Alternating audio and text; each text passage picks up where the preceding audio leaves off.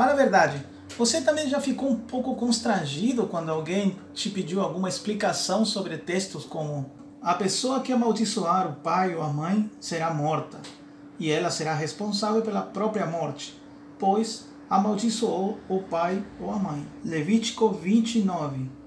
Então, como o Senhor havia ordenado a Moisés, levaram o homem para fora do acampamento, e todo o povo atirou pedras nele, até que ele morreu. Como entender versículos tão violentos como estes? Como pode um Deus de amor dar ordens tão violentas como estas? Bom, fique aqui conosco que você vai descobrir. Mas antes, não se esqueça de se inscrever no canal para nos dar uma força, ok? Vamos continuar? Muitos, ao contrastar o Deus de amor do Novo Testamento com o Deus violento do Antigo, tendem a achar que são duas pessoas distintas. E realmente parecem. O Deus do Antigo Testamento parece sempre estar com raiva e com sede de vingança. Já o Deus do Novo Testamento parece ser um pai amoroso que quer que ninguém se perca. Para entendermos melhor estas diferenças, devemos ter em conta que os livros do Pentateuco foram escritos aproximadamente uns 4.000 anos atrás. Mesmo os textos tendo sido inspirados por Deus, o autor escreve o que vê do seu jeito. Nós, seres humanos, temos a tendência de fazer com que a nossa descrição de Deus se pareça conosco. No Novo Testamento, por exemplo, os autores dos Evangelhos descrevem Jesus falando palavras que eles usam. Ou seja, no Evangelho de Mateus, Jesus fala como Mateus. No Evangelho de Marcos, Jesus fala como Marcos. E no Evangelho de João, Jesus fala como João. Sendo assim, agora imagine como que uma pessoa que pertencia a uma tribo nômade, violenta e belicosa, de 4.000 anos atrás, do deserto, iria descrever Deus? Com certeza essa pessoa iria descrever Deus do jeito que ele enxergava a realidade na qual ele estava inserido. Talvez a maior diferença entre o Deus do Antigo Testamento e o Deus do Novo Testamento seja que no Novo Testamento é o próprio Jesus que descreve Deus. Por muito tempo, Deus falou várias vezes e de diversas maneiras a nossos antepassados, por meio dos profetas. E agora, nestes últimos dias, Ele nos falou por meio do Filho, o qual Ele designou como herdeiro de todas as coisas, e por meio de quem criou o universo. Hebreus 1:2. Ninguém jamais viu a Deus, mas o Filho único, que mantém comunhão íntima com o Pai, o revelou. João 1:18. Bom, esclarecido por que o Deus do Antigo Testamento e do Novo parecem ser tão diferentes, agora iremos responder à pergunta: por que Deus tratava o povo de Israel com tanta rigidez? Quando lemos os livros do Pentateuco, parece que a mínima falha era digna de apedrejamento. Pegou lenha no sábado? Apedreja.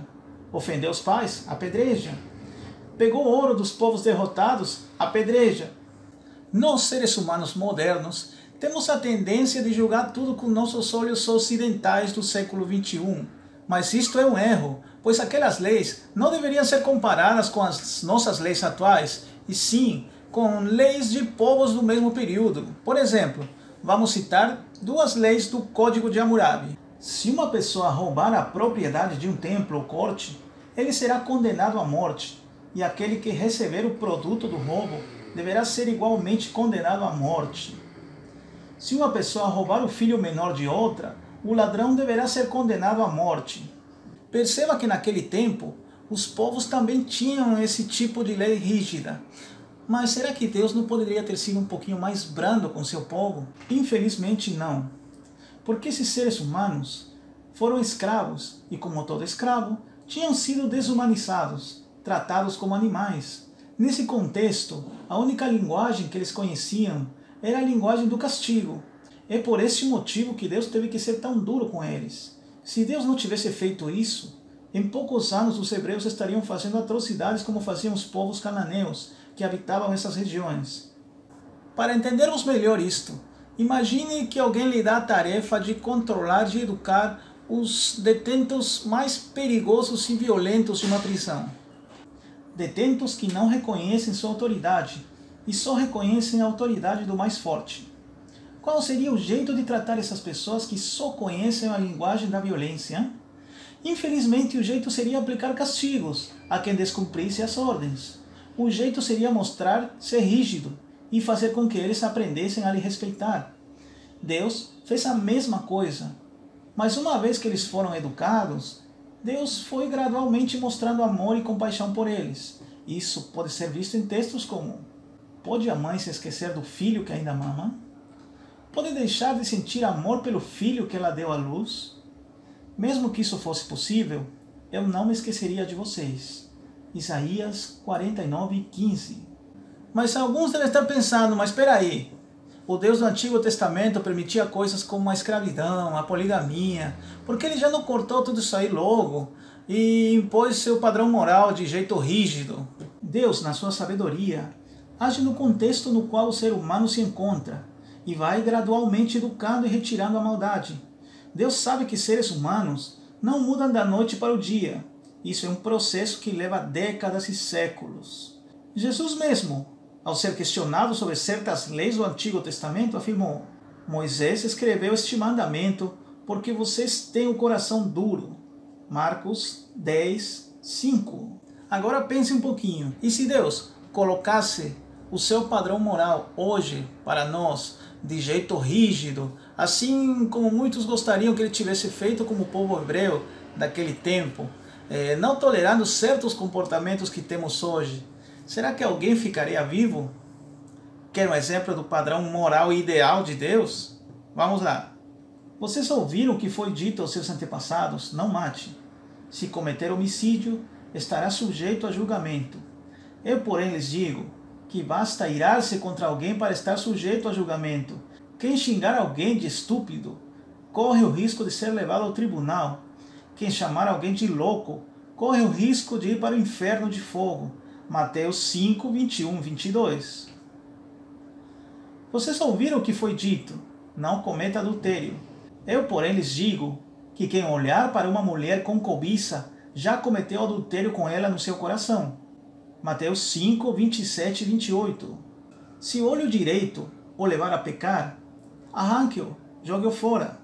É melhor perder uma parte do corpo que ser todo ele lançado no inferno. E se a mão direita o levar a pecar, corte-a e jogue-a fora. É melhor perder uma parte do corpo que ser todo ele lançado no inferno.